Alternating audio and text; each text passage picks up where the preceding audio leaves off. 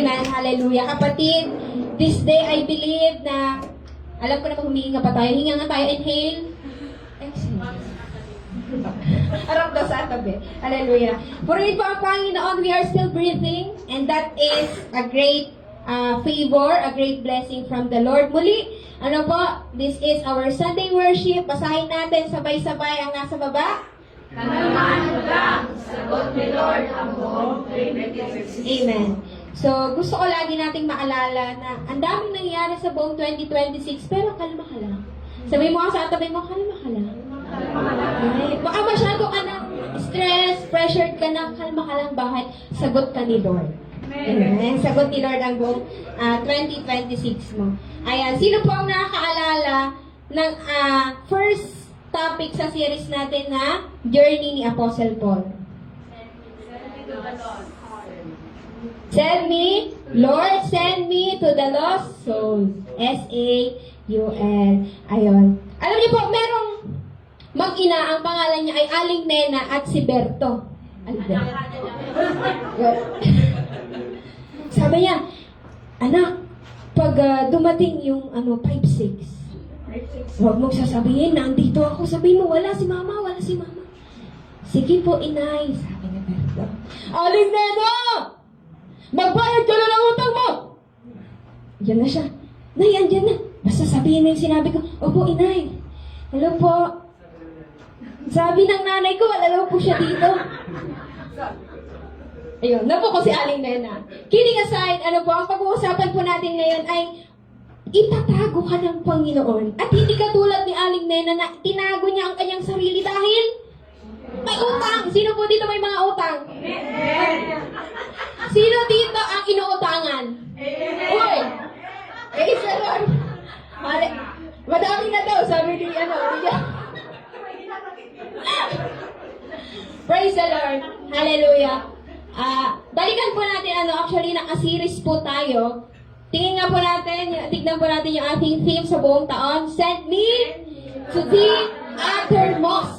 Okay, send me to the uttermost. Andito din sa harapan. Send me to the uttermost. Kaya po nag-series ako ng Apostle Paul journey kasi si Apostle Paul, he is one of the greatest apostle na talagang nilakaran niya ang send me to the uttermost. So again, ulitin ko, si Apostle Paul, siya ay pinili ng Diyos, lalo sa mga hentil. He is greatest missionary, reaching thousands of souls. Wrote 13 books of the New Testament. Okay? Andun sa New Testament. Traveled thousands of miles. Alam niyo ba si Apostle Paul? Ang dami niyang pinuntahan, ang layo ng kanyang mga trinavel para lang ibahagi ang ebanghelyo ng ating Panginoon. He started churches in cities like Corinth, Ephesus, Philippi, and Thessalonica. Faced many hardships din, na-persecute, ilang beses siyang pinakulong, ilang beses siyang gustong patayin, shipwrecks, and more. And he helped spread Christianity across the world. Kung meron na pong Christianity ngayon, isa si Apostle Paul ang ginamit ng Panginoon. Palakpakan nga po natin ang Panginoon siguro. Praise the Lord. Hallelujah. At alam niyo po, bago yun, sino ang ginamit ni Lord? Yung last time, sino ang ginamit ni Lord para kay Saul? Si Ananias. Nakalimutan na po natin yung topic, si Ananias. Na ibig sabihin ay vessel of God's grace or kasangkapan ng biyaya ng Panginoon. Sabihin mo sa tabi mo, you are modern Ananias. Sabi mo, you are modern Ananias. Isa kang modern na Ananias. Hallelujah. Dati si Saul, bago siya naging ganon, ito muna siya. Ito po ay nasa Galatians 1 na. Sinulat niya na ito. Nagkukwento na siya that time. Yung mga taga-Galatians, napakatigas ng ulo ng mga to. Ngayon, nagkukwento na si Apostle Paul. Ang sabi niya, you know what? I was like when I followed the Jewish religion. Kasi sila, ginagawa nila yung mga religious activities. Okay, sinusunod nila yung mga utos lalo sa Old Testament. Pinatotoo yun ni Apostle Paul. At sabi niya, ganyan din ako dati. At sabi niya, how I violently persecuted God's church. I did my best to destroy it. Bago siya naging Apostle Paul, bago siya naging apostol na tinawag ng Panginoon, si Saul pala, ginawa niya yung best niya para masira ang Christianity. Pag may nakikita siyang Christian, gusto niyang ipapatay. Ganun po siya ang ka-persecutor. Pero sumusunod siya sa law. Titignan po natin, we are like Saul. Sabi ko nga before na tayo din ay katulad ni Saul dati, na we are so religious, nag-church naman ako, pero walang pagbabago. Ano po, at napakarami nating Saul sa paligid natin. Naalala niyo pa ba yung Saul na naisip niyo nung unang araw? Nasabi ko, mag-isip kayo ng mga Saul sa paligid niyo na wag yung susukuan. Meron po ba kayong naisip? Tatandaan niyo na. Niyo ba? Ayan. So, sabi diyan, I did my best to destroy it. Pero yung Saul na yan, patotoo niya na lang yan. Sino dito may patotoo sa Panginoon? Nakakatuwa yung mga nagpapatotoo dito. Pag andito ka talaga mental block. Pag andito ka, alam niyo, sabi nga natin, ang lahat ng tumatayo dito, mahihina. Pero pinapalakas ng Panginoon. Hallelujah, manalangin tayo. Heavenly Father, we thank you for this day. Salamat, Lord, sa pagkakataon na muli po kaming makarinig ng iyong salita. Lord, tunay nga po na ang lahat po ng ito ay biyaya mo, Panginoon. Ang lahat po ng ito, O Diyos, ay dahil sa iyo. Na Lord, katulad po ni Saul, Lord, nakita mo lahat ng karumihan namin, lahat ng kasalanan namin, pero tinawag mo kami, O Diyos, pinili mo kami. At Lord, ngayon ay nagpapatotoo nga po si Apostle Paul. Lord God, hayaan mo na ang salita mo ay mailagay, maitanim sa aming mga puso. At Lord, wag mo pong hayaan na lalabas kami sa simbahan ito na hindi po kami nababago. Maraming salamat, Holy Spirit, from every corner in this church, O God. Move freely in this place in Jesus' name. Ikaw po ang patuloy na manguna at maitaas. Amen and amen. Hallelujah. Praise the Lord. Ayan. Ang last verse po na napag-usapan natin ay sa Acts 9 kung saan na-encounter ni Saul si Jesus. At sabi dito sa 17, so Ananias went and found Saul. Kasi sabi ni Lord kay Ananias, puntahan mo siya. Sapagkat siya, encounter ko na siya, you just need to pray for him. At sumunod si Ananias kahit na parang natatakot siya, pero sumunod siya sa Panginoon. He laid his hands on him and said, Brother Saul, the Lord Jesus, who appeared to you on the road, has sent me so that you might regain your sight and be filled with the Holy Spirit. Instantly, immediately, something like scales, parang yung sa isda, no? Kaliskis, fell from Saul's eyes, and he regained his sight. Then he got up and was baptized. Ibig sabihin, habang wala pa tayo sa Panginoon, bulag pa tayo sa katotohanan. At yung moment na ito, naranasan niya yung presensya ng Panginoon, nakita niya yung katotohanan na si Jesus ang ating Panginoon at tagapagligtas. Afterward, he ate some food. Naku, gutom na gutom si Saul, kumain siya ng pagkain, nagkalaan siya. Minsan pag nanghihina tayo, kailangan natin kumain. Sino dito nanghihina? O, kain kayo, may dala siya. Nagdala ng patlak. Wala po tayong patlak. Praise the Lord. Hallelujah. Pero salamat po sa buhay niyo. Ayan, praise God. Then he got up and was baptized. Afterward, he ate some food and regained his strength. So in Damascus and Jerusalem, Saul stayed with the believers in Damascus for a few days. So ito po yung story, dahil siniris ko siya, mahaba po kasi ito, so siniris ko siya, himay-himayin natin. Okay, gusto ko po makita nyo itong timeline na ito, So si Paul, is from Tarsus.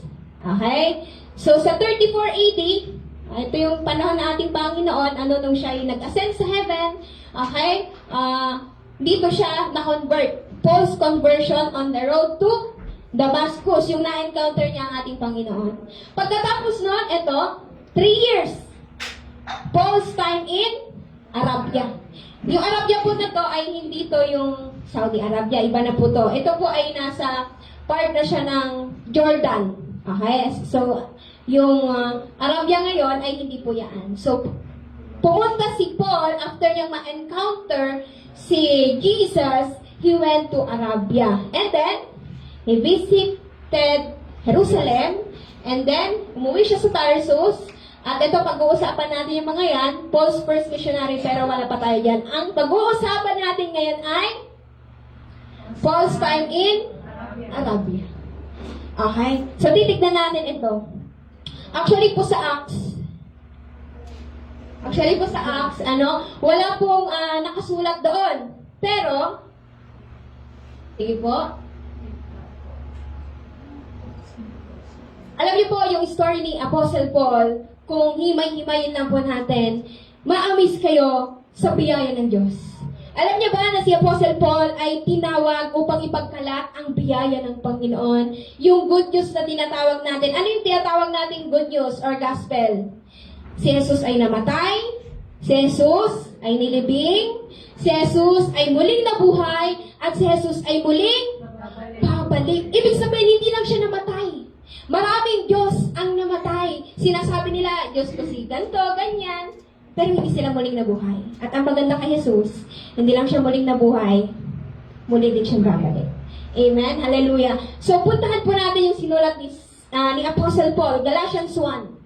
But even before I was born, sabi niya, bago pa ako ipinanganak, nagpapatotoo po siya dito sa mga Galatians, God chose me and called me by His grace. Sabihin mo nga, even before I was born, God chose me and called me by His grace. Sabay-sabay nga po nating basahin. 1, 2, 3, go. But even before I was born, God chose me and called me by His grace. Ibig sabihin, Mami Len, bago ka pa ipanganak, pinili ka na ni Lord. Bago ka pa ipanganak, Kuya Bert, tinawag ka na ng Panginoon sa biyaya niya. Si Tito Pong, bago ka pa gawin, Tito Pong, pinili ka na ng Panginoon. That's how precious you are in the Lord. Na nung moment na yun, ang nakikita lang nila, si Saul, mamamatay yan, talagang pinapersecute niya yung mga Christian. Pero ang nakita ni Lord God, yung nakikita nila, hindi, pinili ko yan. Tinawag ko yan. Then it pleased Him to reveal His Son to me so that I would proclaim the good news about Jesus to the Gentiles. When this happened, I did not rush out to consult with any human being. Nor did I go up to Jerusalem to consult with those who were apostles before I was. Instead, anong sabi niya? I went away into Arabia, and later I returned to the city of Damascus. So pagkatapos niya ma-encounter po ang ating Panginoon, sabi niya, pagkatapos nito, kasi pinapahalaga niya, ito ang pinakamahalaga sa lahat, relasyon natin sa Panginoon. Kasi yung mga taga-Galatians, nag-anoan sila na kung sino mas magaling, kung sino yung mas maalam sa pagdating sa commandments, sa utos ng Panginoon, sa law. Pero sabi ni Apostle Paul, teka lang. Alam niyo, pagkatapos ko ma-encounter ang Panginoon, hindi ako nag-consult sa anumang human being, nor I did go up to Jerusalem to consult with those who were apostles before I was. Instead, I went away into Arabia, and later, I returned to the city of Damascus. Ngayon, ang Acts po kasi, ang nagsulat niyan ay si Lucas. Si Luke, okay? Si Luke. Ngayon, bakit kaya hindi yung sinulat ni Luke? Ba't hindi niya nilagay doon? Because yung sulat ni Luke, siya po ay doktor, in-emphasize niya doon yung fruit, yung panandalian lang na journey. Pagkatapos ito, first mission na si Apostle Paul, second. Pero si Paul, dahil first hand siya mismo nakaranas, isinalaysay niya. Di ba, pag tayo may kinakausap tayo, minsan may insert mo experience mo before. Di ba? So, na-share niya yung testimony niya sa Galatians. So, Luke shows the fruit, but Paul reveals the root.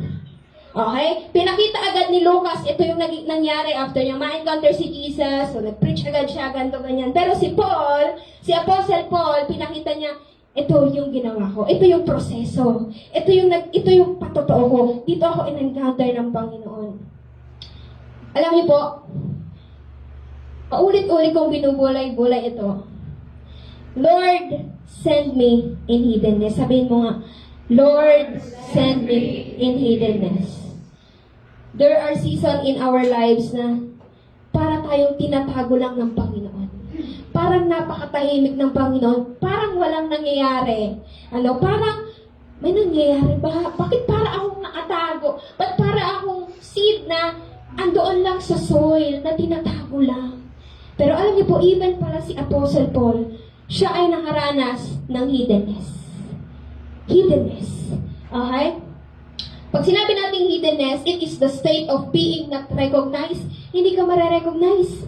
Hindi ka visible. In fact, malaking pagbabago to kay Saul or kay Apostle Paul dahil siya, alam niyo, nung siya pa ay hindi pa nakakilala sa Panginoon, maalam po siya, matalino siya. Pagdating sa law, pagdating sa kasulatan, maalam po siya eh. Tapos, marami siyang divine connections. Ang kanyang leader ay si Rabbi Gamaliel. Pag sinabi nating rabbi, ito ay teacher. Okay? Yun yung parang leader niya, yun yung mentor niya, yun yung discipler niya. Okay? At sabi diyan, pag sinabi nating hiddenness, dadating ka sa punto kung saan hindi ka mare-recognize. Dadating ka sa punto na parang hindi ka nakikita. Not known or not easily noticed. Imagine mo, Mami Helen, pagpasok mo dito sa church, parang hindi ka namin nakita. Wala lang. Ala dyan. Diba? Lahat ginagaya. Hello po. Pero ikaw parang hangin. Joke lang. Yung parang hindi ka visible. Yung parang andyan ka naman, pero parang walang nangyayari. You feel unseen. Sino na dito yung laging ina-unseen sa messenger? Yung ikisinisin. Laging unseen. Tadaan tayo sa ganito eh. Na kahit pala sa spiritual life natin, mag-go through tayo sa hiddenness na parang feeling mo, unseen ka. Ang tagal-tagal ko nang nag-check pero hindi ako sinisin. Not easily noticed. Hindi ka nare-recognize. At ang katotohanan sa Christianity, according to the study, na ang Christianity, yung kalahasan nila kapag nare-recognize sila. In fact, not just in Christianity, but according to the statistics, even sa secular, ang nagiging kalahasan ng tao ay kapag nare-recognize, pag nagkakaroon ng recognition, pag pinapalakpahan ng tao. Okay? So, this season will push us to see ano nga ba yung gustong ituro ng Panginoon. Sa season na to, hidden, napakahirap ng hiddenness. Alam niyo po, when we say hiddenness, behind the spotlight. No platform, backstage ka lang, hindi ka magsasalita, maglilinis ka lang ng CR. Hindi ka nagpe-preach dito, pero ikaw, kukuskus ka lang ng floor. Wala ka sa harapan, hindi ka nag-worship lead, hindi ka nag-instrument, pero ikaw magwawalis ka sa harapan, magwawalis ka kung saan-saan, pati sa kapitbahay. Kidding aside. Alam niyo po, yung hiddenness na to, naranasan din po ito ni Moises. 40 years in Midian, balikan ko lang, 40 years in Midian, bago siya tinawag na mag-lead sa Israel, doon muna siya sa Midian. Si David, ilang taon siyang naging pastol ng mga tupa. Okay?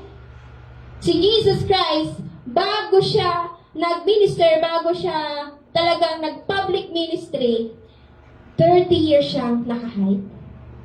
30 years. Di ba na-baptize lang naman si Jesus nung siya ay 30 na. So, doon na nag-start. Pero yung, imagine natin, napakahaba nung years na parang kang tinatago, parang walang nangyayari. Bakit? Kailan ba ako isasend? Sino dito gusto na magpasend? Naku, mahina. Sino po dito gusto na magpasend? Amen. Hallelujah. Pero alam niyo po, tuturuan ka muna ni Lord bago kanya bibigyan ng assignment. Ang mga teacher hindi agad, ito assignment mo.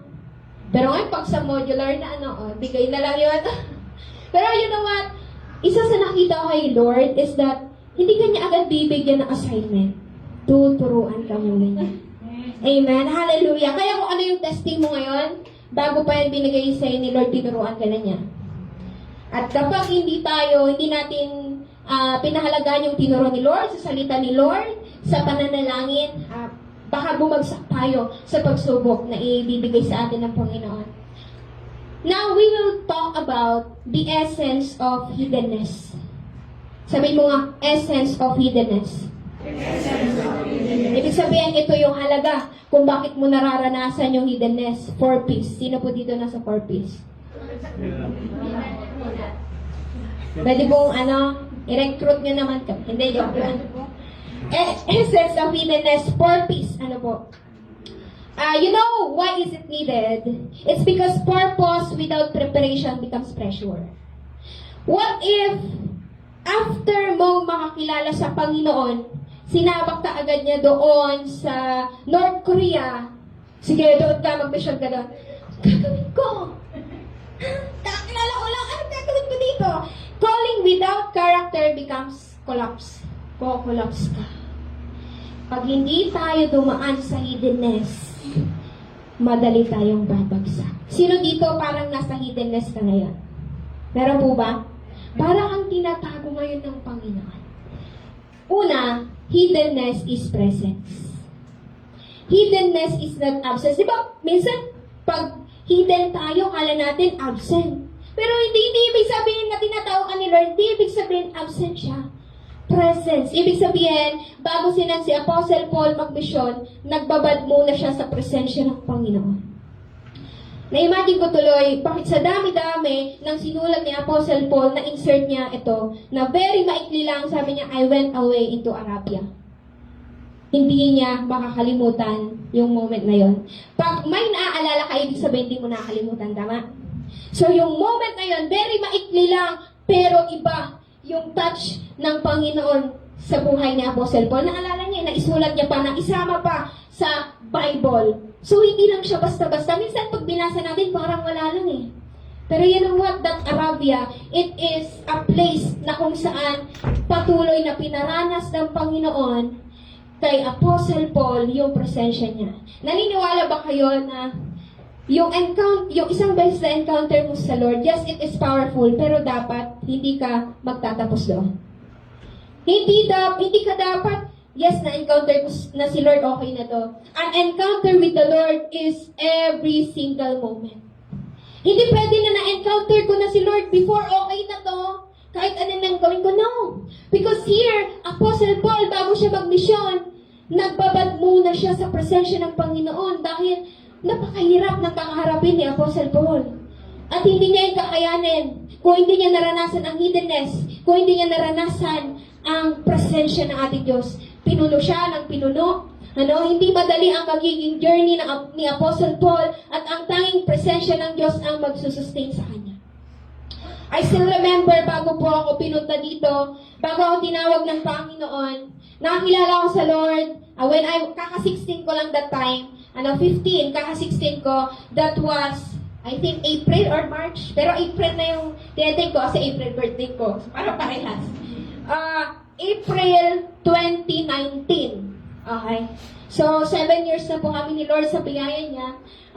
Nung moment na na-encounter ko ang Panginoon, narinig ko kasi yung awitin. Doon ko talagang naranasan ang presensya ng Panginoon. Yung narinig ko awitin, Amazing Grace, how sweet the sound. Okay na yun. Okay? That moment, naranasan ko yung presensya ni Lord at hindi agad ako sinend ni Lord dito. Just imagine, after ko yung ma-encounter si Lord before, bigla akong sinend dito, anong gagawin ko, Lord? Alam niyo yung ginawa ni Lord? Sa ilang years, kami lang ni Lord. Ako at si Lord lang. Prayer, fasting, Bible. Hindi kasi ako sa may picture na may mga picture ako na nagde-devotion ako kay Lord, pero hindi ako ma-post that time about like that. So, hindi ko na nailagay. Pero yung moment na yun, ilang taon, kami lang ng Panginoon, babad daw sa presensya ng Panginoon. Natatandaan ko pa, may time ako noon, ang routine ko that time kay Ninang, because I was working student for almost 10 years, papasok ako gigising ako ng 5 a.m., aalis na ako ng mga 6, kasi 6 a.m. that time may shifting na. Okay, tapos, uuwi ako ng 5 p.m., magpapahinga, tapos gagawin na yung mga gawaing bahay. Tapos, ang mindset ko, dapat 9 p.m., tapos ko na lahat kasi may date pa kami ni Lord. So, every 9 p.m. or pag mamumove, 10 p.m., time namin yun ni Lord na kami lang, na nararanasan ko that time yung sinasayaw niya ako. Nararanasan ko that time yung talagang pag nakikipag-naig ka sa Panginoon, mararanasan mo yung kapangyarihan ng Diyos. Walang ministry. Walang JCOB Caloocan. Walang anything. Kami lang dalawa ng Panginoon. Mararanasan ko that time na magsusuot na ako ng sapatos, umiiyak na ako. Bakit? Yung presensya ng Panginoon, nararanasan ko. Yung kakain na ako, magwawalis ako, umiiyak ako sa presensya ng Panginoon. One time, habang ako ay naglilinis lang sa bahay ni Ninang, umiiyak na nga ako. Hindi ko alam ba sabi ng baliw na ba ito. Because that moment, I was so in love with the Lord na binil niya ng binil yung intimacy ko sa Kanya na every time nalalabas ako doon, wala silang ibang maririnig sa akin kundi si Jesus. Alam niyo po, ako that time high school, kung sino yung makatabi ko, bahala ka, masishapean kita. Nagulat sila that time kasi, April vacation na yon. April vacation. nung nagbakasyon, bago kami magbakasyon, hindi pa ako Kristyano, war freak ako. Alam yun, no? War freak ako, tapos, awayin kita. Awayin kita kapag hindi mo idol si, ano yan? Stephen Curry. Kasi, fanatic ako. Or, kahit sa, Golden State Warriors. Oh. Ano ako yan, LeBron James? Awayin kita. Joke. Kevin Durant. Okay. So, even sa social media, puro memes. Alam niya na kapatid ko, pinapagalitan ako niya, hindi pa kami close in the person. Puno sa tigay mo yung mga pinapost ko, ano. Naalala ko, one time, binilang ko yung pinost kong memes, naka 40 plus ako, puro memes. Hala. But, alam niyo po yung moment na yon, pasukan, nagulat yung mga klase ko, hala. Pinagbubulong-bulungan nila ako. Ba't ganyan na si ate? Kasi every time, kahit magre-recite ako, i-insert ko si Jesus. Diba, sa Pilipino, tatanungin, alam niyo po kasi ang Panginoon. Sabi siguro niya, masyado naman. Kahit sa kahit sa slogan, merong about faith, about Lord. Because I'm so in love with the Lord. Lahat, kahit sa punta, pag mag-releases kami, kaya nakakaipon ako, hindi ako nagre-releases, andun lang ako sa stair or doon sa hagdanan, dala-dala ko yung Bible or kaya yung phone, yung Bible app, nagbabasa ako doon. And then nagugulat ako, padami sila ng padami, gusto din daw nila makinig. Yung moment na yun, alam niyo po, ang sarap lang na wala ministry. Doon masarap din may ministry, pero iba din yung moment na kung saan binibid lang ni Lord yung intimacy na meron ka. Na yung pagka yung dalawa lang, yung isasayaw ka niya, yung mararanasan mo yung kakaibang presensya ng Diyos. Sino na pong nakaranas na? Amen? Hallelujah. Na ikaw at si Lord lang. Na napaka-genuine mo lang. Kapag iiyak ka lang sa Lord, agol ka. Kay Lord ako nag-aral. Like for example, nung moment na may nangyari sa school or kaya ganito ganyan, Daddy po tawag ko sa inyo, ganito ganyan, kanina nalita ko, ganito ganyan. So, doon na-build yung intimacy at katulad nga po ni Apostle Paul, bago siya send out, naranasan niya rin ito. Kasi naniniwala ako na kung dinerecho siya doon sa pagmimisyon, ano yung magsusustain sa kanya kung hindi matindi ang pundasyon na meron siya. So, yung presensya ng Diyos, nagsustain niya sa kanya. Yung foundation, ang dami niyang naranasan. Itutuloy natin kasi series ito. Pag-uusapan natin yung first missionary journey niya. Titignan natin yung mga naranasan niya. Titignan natin kung paano siya pakayin, kung paano siya gustong ikulong, kung paano siya habulin. Pero bago niya naranasan ang lahat ng yun, alam niyo po, nagkaroon muna siya ng oras kasama ang Panginoon. Pinahalagahan niya yung intimacy niya sa Panginoon. Ilang taon na po tayo sa Panginoon? Ilang taon na tayong Kristyano? 6 years, yung iba po. 7, 11. Doesn't matter kung ilang taon na yan. But ang tanong, nung dumaan ba ang hiddenness, pinahalagahan mo ba? Nung kasi baka, sisend ka na ni Lord sa mission, hindi mo pa to pinahalagahan, dumaan ka na doon, pero hindi mo binigyan ng halaga. Sayang. Na-miss natin yung moment na sana doon na-build yung foundation natin. At praise the Lord sa mga unang attend po dito. Sino po unang attend? Ate Lyra? Praise the Lord. Palakpakan nga po natin ang Panginoon. Second attend. Si ate, purihin ang Panginoon. Kapatid pala ni Kuya Alberto, praise God. Hallelujah. Napakahalaga na mapuspos tayo. Sino po dito ang mag-aasam na gusto ko yung presensya na yan? Amen. Gusto mo yung sinasayaw ka ng Panginoon. Gusto mo yung parang kahit layuan ka ng lahat, kahit na anong nangyayari sa paligid mo, may joy sa paligid mo, kahit na ang daming pagsubok, ang daming nangyayari sa paligid mo, kalmado ka. Yun yung presensya na naibibigay ng Panginoon. Sino po dito ang gusto ng presensya na yun? Amen. Hallelujah. Pangalawa, yung 4P's, presence. Number 2, purification. Alam niyo, si Saul, napakarami niyang knowledge. Punong-puno yan ng knowledge. But through this hiddenness, na-clear lahat ng previous religious frameworks. Madami siyang nalalaman, pero walang pagbabago. But the moment God encountered him, nagkaroon siya ng puso. Kami muna ni Lord. Na-clear lahat yung previous religious frameworks. Natanggal yung dependence niya sa human authority. Rabay niya si Gamaliel. Napakatalino po nun. No, actually mataas yung ranggo ni Saul. Pero tinanggal niya yan eh. Na-refine yung character niya. Alam niyo, kapag nasa presensya ka ng Panginoon, imposible na hindi babaguhin ni Lord yung character mo. Kaya minsan, pagtatanungin natin, parang madami pang kailangan baguhin sa character ko. Alam mo kung saan yan magbabago? Hindi mo kayang baguhin yan. Hindi ko kayang baguhin to. Magbabad ka sa presensya ng Panginoon. Amen. Because in the presence of the Lord, there is purification. And purification is needed because God's mission flows through a pure heart. Malaki yung mission galing sa Panginoon. Alam niyo, hindi nagbibigay si Lord ng mission na katiting lang. Pero uumpisahan niya sa maliit, palaki ng palaki. Alam niyo po, hindi lang siya nagsisende. Naglilinis din siya. Tatanggalin niya muna lahat. And because divine mission flows only through a pure heart, kailangan nating dumaan sa ganito.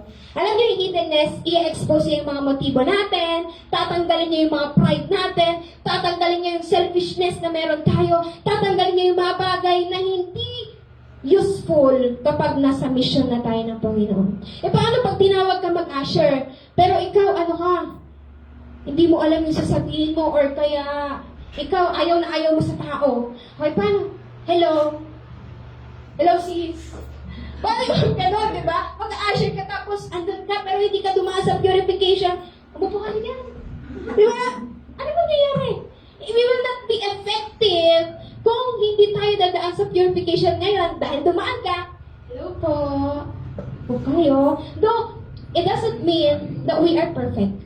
We still have imperfections. Pero napakahalaga ng purification because dito, sasalain ni Lord lahat ng mga bagay na hindi makakatulong sa mission ng Panginoon. Because again, mission is not from people. Mission is from the Lord. Yung pag-worship lead mo, Tita Amanda, hindi kami ang naglagay sa inyo yan. Si Lord ang naglagay sa inyo yan. Yung pag-back up nyo po, hindi kami ang naglagay sa inyo yan. Si Lord ang naglagay sa inyo dyan.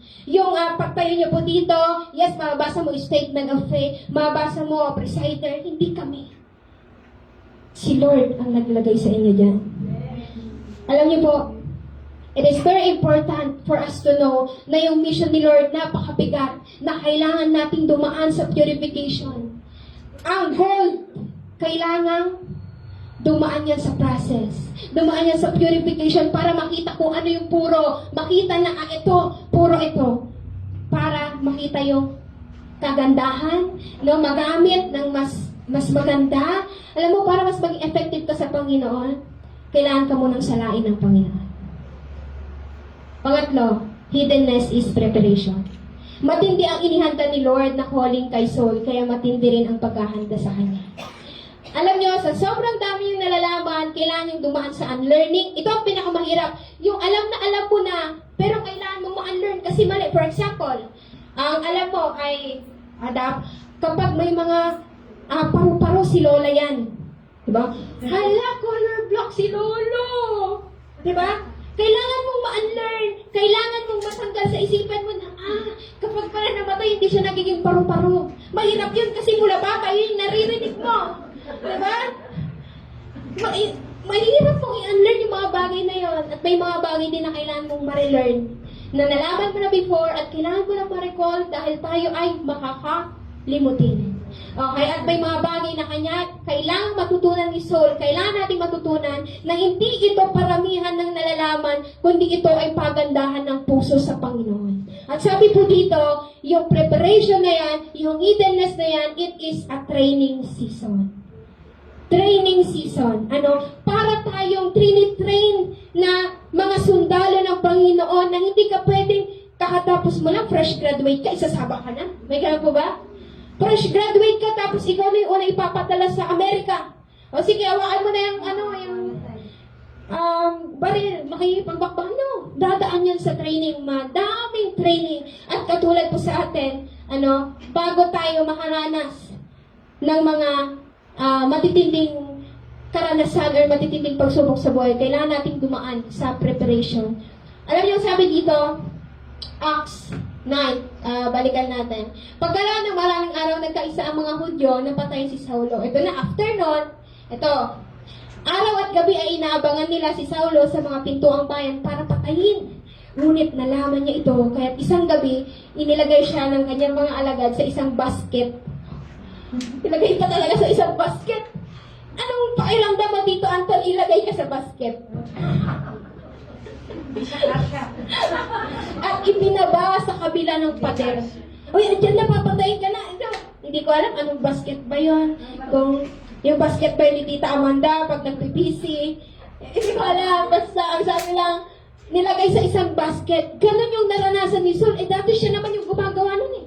Si Saul, siya dati yung nagpapapatay. Pero ngayon siya na yung pinapapatay. Bakit? Na-encounter niya ang Panginoon. Binago siya ng Panginoon. At yung pagbabago na yun, hindi lang sarili niya. Kasi kung sarili niya lang, bakit ka magpapabasket? Pwede niya lang sabihin na, hindi ako naniniwala kay Jesus. Pwede niya sabihin para, di ba? Para hindi na siya patayin. Pwede niya namang ipaksil na yung faith niya para hindi na siya patayin, para hindi na siya habulin. Pero hindi. Nabago talaga si Saul. Kasi handa niyang ibigay yung buhay niya para sa Panginoon. Ikaw, handa ka bang ibigay yung buhay mo para sa Panginoon? Kung ikaw yung nandito, inaabangan ka, at ikaw ay gusto nilang patayin, at ikaw ay ilalagay sa basket. Handa ka bang ilagay sa basket? Ate Gina, hindi ka siya. Handa ka bang ilagay sa basket at ibaba sa kabila ng pader? Parang ginagano yung prutas lang. Ay, Mare! Yan yung apple. Handa ka ba? Kidding aside, ang ibig sabihin lang nito, kaya mo bang ibigay yung buong ikaw sa Panginoon? Hallelujah. Lastly, hiddenness is positioning. Bago tayo ilagay ni Lord sa position, aayusin niya muna ang posisyon ng puso natin. A heart where everything starts. Kasi bago pa yan mangyayari lahat, kapag mali ang puso, hindi tayo magtatagumpay sa pagkatawag natin sa atin ng Panginoon. Bago siya ginawang Apostle Paul, ikagento ko na lang yan sa mga susunod, So, bago siya nilagay doon, in fact, hindi pa siya tinatawag yan na Apostle Paul, pero dalawa ang name niya, Saul and Paul. Kasi may background yan. Next time na, parang may abangan kayo. Okay? So, ayan, bago siya ilagay bilang isang apostol, inayos muna ni Lord yung puso niya. Kasi po, alam niyo ang apostol, isa yun sa fivefold ministry. At ang ano ang fivefold ministry? Teacher, pastor, evangelist, apostle, prophet. Actually, may ano nga yan eh. Ito, teacher daw. Ano to? Kuya, alam mo ba ano to? Alim na una. Next time ulit para may abangan kayo. Okay. So, madami kayo naabangan. Kaya mag-attend kayo ha. Okay. So, titignan po natin.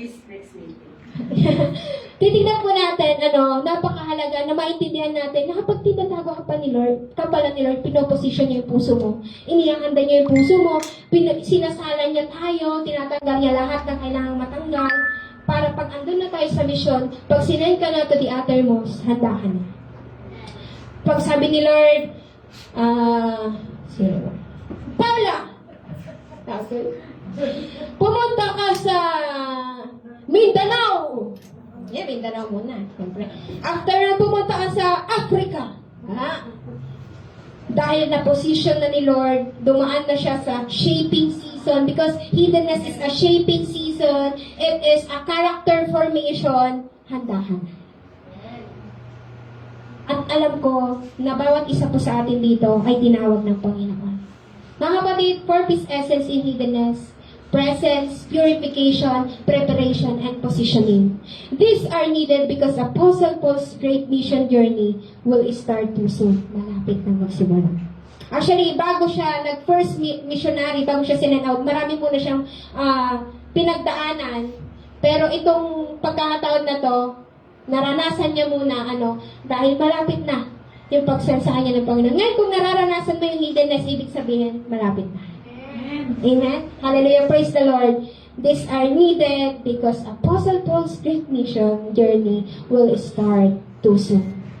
Alam niyo po, one thing I realize is that ang pinakamahirap pero pinakamasarap na season ay yung tinatago ka muna ng Panginoon. Ikaw at si Lord na. Kasi pag may ministry, mabawasan ka talaga ng buhok. Oo. Parang yung buhok ko ngayon, ano na lang. Hindi, joke. Binaya ang buhok namin ni Ate Jade kung ano pa. Mabawas na sa amin. Ano.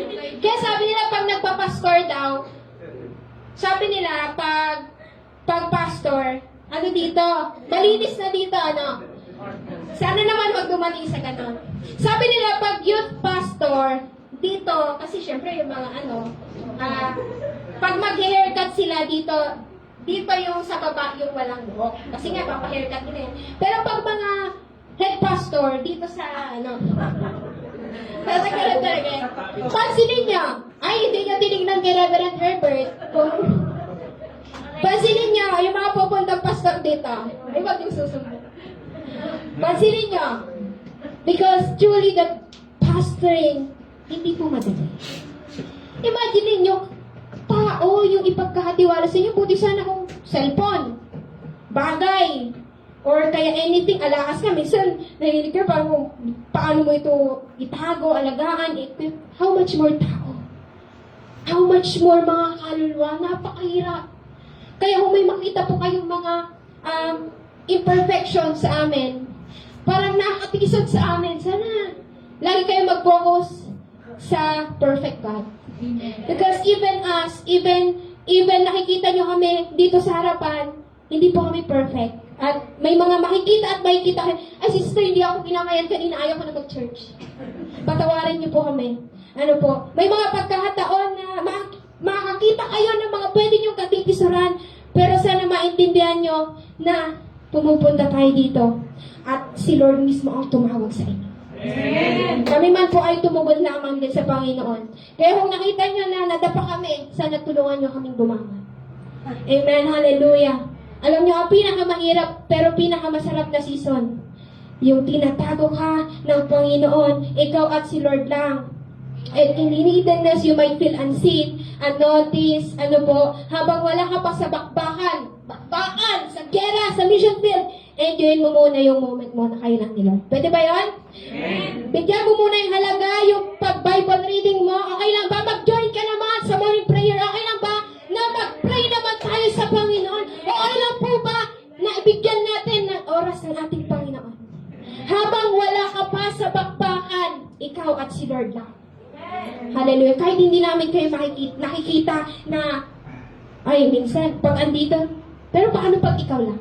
That is the most crucial part kapag ikaw na lang at si Lord. Anong nang nangyayari? Ano nang ginagawa mo? Because dito sa loob ng church, pwedeng lahat umaawit, lahat nagbabasa, lahat nakikinig, pero anong nangyayari kapag ikaw at si Lord na lang?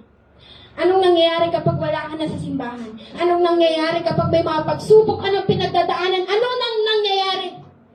Kung parang lahat na nang sa paligid mo, wala ka nang maintindihan. Parang ang gulo-gulo na anong nangyayari? Nagtitiwala ka pa rin ba sa Panginoon? Nananalangin ka pa rin ba sa Panginoon? Nagbabasa ka pa rin ba ng salita ng Panginoon? Or tuwing gusto mo na lang? Tuwing may tira-tira ka na lang, tira-tirang oras, tira-tirang lakas, hindi yan deserving ni Lord. Ano nang nangyayari kapag ikaw at si Lord na lang? Pwede po ba akong humingi ng pabor? Pahalagaan naman natin yung prayer lifestyle natin. Pahalagaan naman natin yung pagbabasa ng salita ng Panginoon natin. Because it's not always about kung ano yung nakikita sa labas. Ito ay kung ano yung nangyayari kapag ikaw at si Lord na lang. Because kung ano yung intimacy mo, mag-flow sa labas. Kung ano yung nasa loob, mag-flow sa labas. Mga kapatid, kung sa tingin mo ikaw ngayon ay nasa mission ka na, nasa mission field ka na, tumatayo ka na, humahayo ka na, nagsishare ka na, at parang pakiramdam mo na sa hidden na season ka ulit, binabalik ka ni Lord, balik ka lang sa 4Ps. Ano yun? Because in hiddenness, there's presence, purification, preparation, and positioning. Hallelujah. Mga kapatid, may tinuturo si Lord. Kahit na nasa mission ka na, time will come, parang mararanasan mo ulit yon. Alam nyo, ang isang binhe, kailangan niya mo nang ilagay sa soil.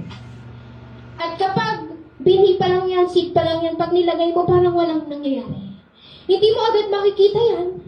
Pag yung seed nilagay mo doon, wala lang, parang ang makikita mo lang lupa.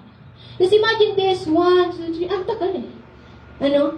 Pero alam niyo, hindi ka lalago kung hindi ka dadaan sa Edenless season. Hindi ka lalago o hindi ka dadaan sa Edenless season mo. At, truly nga po, na ibig sabihin pala, kapag tayo ay nasa Edenless season, ang pinakagusto ng Panginoon, lalago tayo. Amen? Hallelujah? Parang, okay. So, your growth reflects the character that is shaped in Edenness. Kapag ikaw at si Lord na lang, kapag nakatago ka at walang nakakita sa iyo, sino tayo? Kapag ikaw at si Lord na lang. Kasi kung sino ka sa harapan ni Lord, magtutlo yun kung sino ka sa ibang tao. Hallelujah. Mga batid, sabi natin si Ananias, na-reach out niya si Saul. Pwede tayong mag-reach out, pero si Lord lang ang magpapabago. Ananias reached out, God transformed the heart. Mula sa pagsunod ni Ananias na abutin at ipanalangin si Saul, Saul is now becoming a man that people never expected. Sabi nga, di ba? Yung mga tao sa paligid natin na masasabi ka, mapapasabi ka na, hala, paano ko to i-reach out? Parang imposible na siya magbago. Paano ko madadala yung asawa ko? Hindi ko alam. Parang imposible na mag-church siya kasi lasinggero, babaero, lahat na ng wrong. Hindi ko alam. Lahat na. Paano ko madadala sa Lord? Paano pa?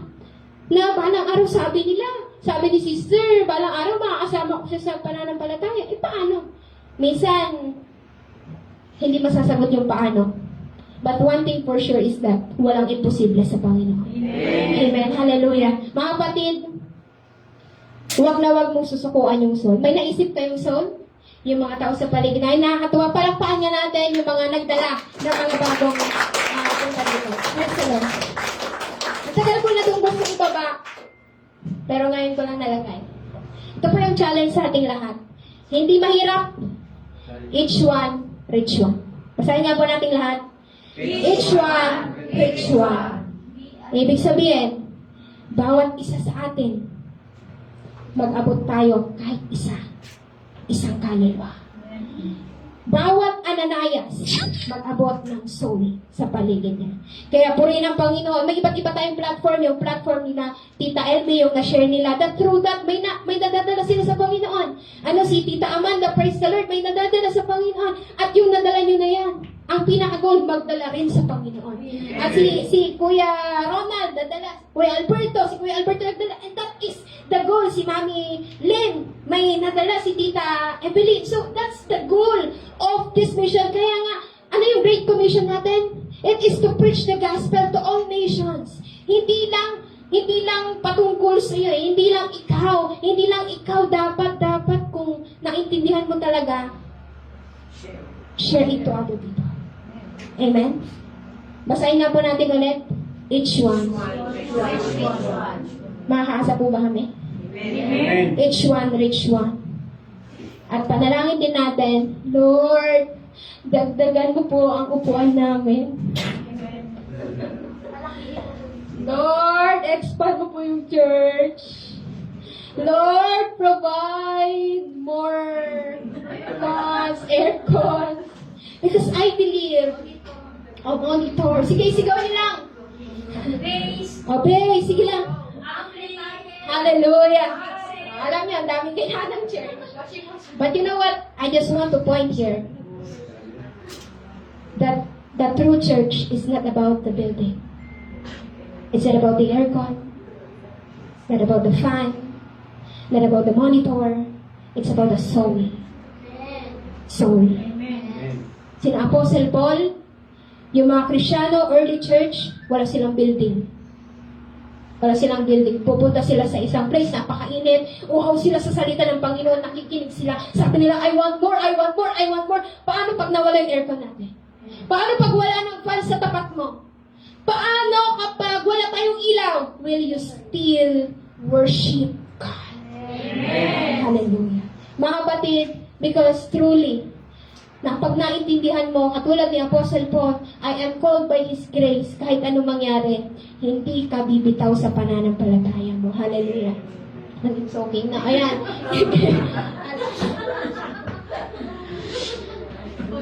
Ay, balik po. Ayan. So, kung titignan po natin, again, this is a challenge. Each one, reach one. Baka sabihin nyo, isa lang naman. Ikaw, wag ka muna magano kasi isa-isa lang ha. Hindi naman, di ba? Ano lang yan, maximum, minimum lang yung one. Pero kung lima sila, it's better. Because, pinapakilala mo si Lord. Yung pag-expand ng church na to, bonus na lang yan eh. Pero ang pinaka-goal natin, gusto kong maranasan mo yung naranasan naming encounter sa Panginoon. Lahat po tayong tumayo. Let us worship the Lord. Hallelujah. Thank you, Jesus. Awitin po natin, kung alam nyo yung Here's My Life. Hallelujah. Hallelujah. Thank you, Jesus. Maaring meron dito, parang ang tinatago ngayon ng Panginoon. Meron dito may mga bagong dating. Meron dito, ngayon mo palang na-encounter ang Panginoon. Gusto kong sabihin sa'yo na, katulad kay Apostle Paul, bago ka pa ipanganak, bago ka pa mapunta sa womb ng ina mo, pinili ka na ng Panginoon. Tinawag ka na ng Panginoon. Hallelujah. Thank you, Jesus. Thank you, God. Thank you. Hallelujah. Yes, of my soul, are yours, Lord, to hold. 'Cause I want to be who you want me to be. Yes, oh God. Holy Spirit, fill me. Holy Spirit, fill me. Come on, open your arms to the Lord. Hallelujah. Thank you, Jesus. Overwhelm us, oh God, with your presence, oh Lord. Hallelujah. Encounter each of us, oh God. Gamitin mo kami, Panginoon. Glory. Here's my life. Here's my life. Let it be a living sacrifice. Balikan mo yung unang encounter mo sa Panginoon. Come on. Balikan mo yung mga moment na in love ka. At kung ngayon ka pa lang ma-in-love ng ganyan, come on. Give your heart to the Lord. Give your heart to the Lord of Lords. To the King of Kings. To the God of Gods. Hallelujah. Thank you, Jesus. Kapatid, mahal na mahal ka ng Panginoon. No matter when, Lord, I will go. Kahit saan mo kami ipadala, Lord, we will say, yes, Lord, here I am, send me. Where you want me to go. Si Holy Spirit. Holy Spirit, fill me. Overwhelm. Oh Lord, let your Spirit be here, oh God. Lord, touch every heart, Lord. Use me. Tanggalin mo, Panginoon, lahat lang, Panginoon, sa mga puso namin, oh Diyos, for us to give our all out to you, Lord God. Lahat, Panginoon, ng pain, bitterness, Lord God, lahat ng pride, Lord. Basagin mo, Panginoon. Bigay mo yung buhay ko sa Panginoon.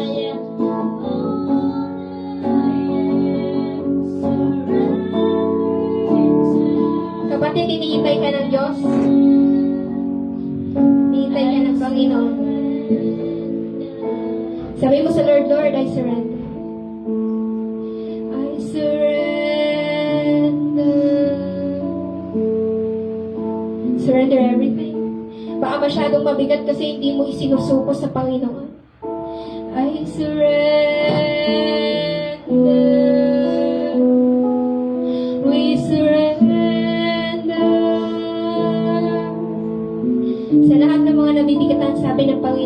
Kayong lahat ay lumapit sa akin. Kayong lahat na napapagan, kayong lahat na nabibigatan. Kapatid, noon pa man, di mo pa nakikilala ang Panginoon, pinili ka na niya. Hindi ka sinukuan ng Diyos. Kahit paulit-ulit mo siyang pinagtatabuyan, pag may nagsishare, di ka nakikinig, di ka sinusukuan ng Panginoon. Inabes tayo nagkulang sa Panginoon, paulit-ulit tayo sa kasalanan, hindi ka sinukuan ng Panginoon. Ang dami nating nagagawang kasalanan sa Panginoon, hindi ka sinukuan ng Panginoon. At hindi ka susukuan ng Panginoon. Kaya sana, huwag kang sumuko. At huwag mo ding susukuan, lalo yung mga mahal mo sa buhay, yung asawa mo, yung anak mo, yung kaibigan mo, yung kapatid mo, na sa tingin mo parang wala ng pag-asa, please, huwag mo siyang susukuan. Kahit pagod ka na, huwag mo siyang susukuan. Yung mga kapitbahay mo na pinag-uusapan ka, yung mga kapitbahay mo na parang nag-discourage sa'yo, yung mga tao na nagsasabi sa'yo na banal, yung mga napapersecute sa'yo, please, huwag mo silang susukuan. Hallelujah. Sa mga first timer po dito, gusto kong sabihin sa'yo na mahal ka ng Diyos. Namatay si Jesus para sa'yo. Nasaktan siya para sa'yo. Inalay niya yung buhay niya para sa'yo. Binugbog, sinugatan, minak, hinampas, tinuraan. Siya po ay nakaranas ng napakatinding paghirap sa krus ng Kalbaryo. Hindi dahil may kasalanan siya, kundi dahil sa kasalanan natin. And this is the time na gusto kong i-encounter ng Panginoon. Gusto niyang sabihin sa'yo, halika, lumapit ka, tatanggapin ka ng Panginoon. Hallelujah. Lord, maraming pong salamat sa biyaya mo. Bigyan mo po kami ng puso na katulad ni Apostle Paul, na dahil naranasan namin yung biyaya mo, Lord, kahit anong mangyari, kahit habulin na kami, kahit gusto na kaming patayin, Lord, titindig kami sa pananampalataya namin. At Lord God, ayaan mo, Panginoon, na makita namin yung halaga ng hiddenness na, Lord, kapag parang tinatago kami, Panginoon, makita namin ito na may sinasala ka sa amin, Lord. Makita namin ito, Lord, na inihanda mo kami, Lord. Tulungan mo kaming manalangin. Patawarin mo kami, Lord God, kapag tira-tira yung naibibigay namin sa'yo. Lord, pananalangin na lang, di pa namin magawa. Pagbabasa ng Bible, hindi namin magawa, Lord. Araw-araw, every Sunday, naririnig namin, pero patawarin mo kami, Lord, di namin nagagawa. Lord, I pray that you will touch the heart of each of us, oh God, that you will bring transformation, Lord God. That, Lord, bago kami isend sa mission, Panginoon, ayos ang puso po namin, Panginoon. Bago kami ilagay sa position, Lord, maayos yung position ng puso namin, Panginoon. Lord, I pray that each of us in JCOB Caloocan, Panginoon, I pray that you will raise, Panginoon, a prayer warrior in the mighty name of Jesus. You will raise, Panginoon, Bible reader in the mighty name of Jesus. You will use, Panginoon, hallelujah, gospel bearer in the mighty name of Jesus. Lord, be a vessel, Lord God, of your glory. Be a vessel, Lord God, of your grace. Na Lord, hindi namin ipagkakait ang biyaya mo sa ibang tao, kundi Lord, each one reach one. Aabot kami ng mga kaluluwa. Aabot kami, Panginoon. Hindi namin ipagkakait yung naranasan po namin, Lord God.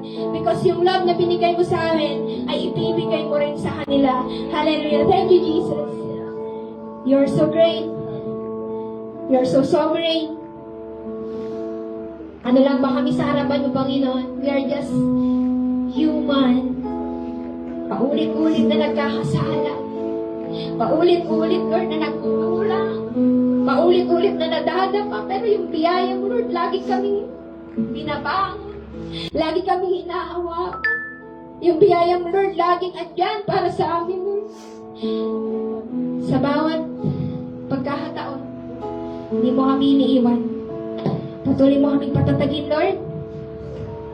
Ano man po yung ministeryo na ipinagkatiwala mo at pagkakatiwala mo pa, Lord, hawakan mo yung puso namin. Kahit anong mangyari, Lord God, laging nakalinya ito sa puso mo. Thank you, Jesus. Bless each of us, O God. Thank you for your gift. You are the Lord of Lords, the King of Kings, and the God of Gods. You are worthy, worthy. You are worthy, God. Hallelujah. You are holy. You are holy, holy God. Hallelujah. We praise you, God. In Jesus' name. Amen. Praise the Lord. Hallelujah. Thank you, Jesus. Amen. Praise the Lord. Pwede na po tayo umupo. Amen.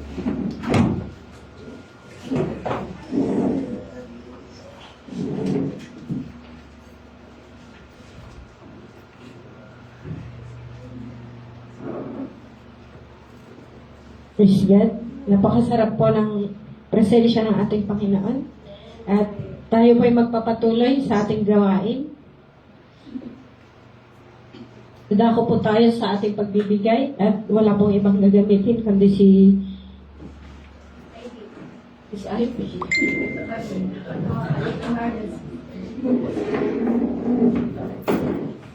Praise. Amen. Hallelujah. Ayan. Parang basag na naman yung eardrum niyo pag once na ako yung mic. Dapat hindi na ako mic eh. Ayan, so praise God. Grabe. Napurihin pa ako Panginoon sa buhay ng ating kapatid. So this time, dako naman po tayo no, sa pagbibigay. Na, ayan. Sino dito yung nabusog sa salita ng Panginoon? Amen. Amen. Sino dito yung napuno sa salita ng Panginoon? Amen.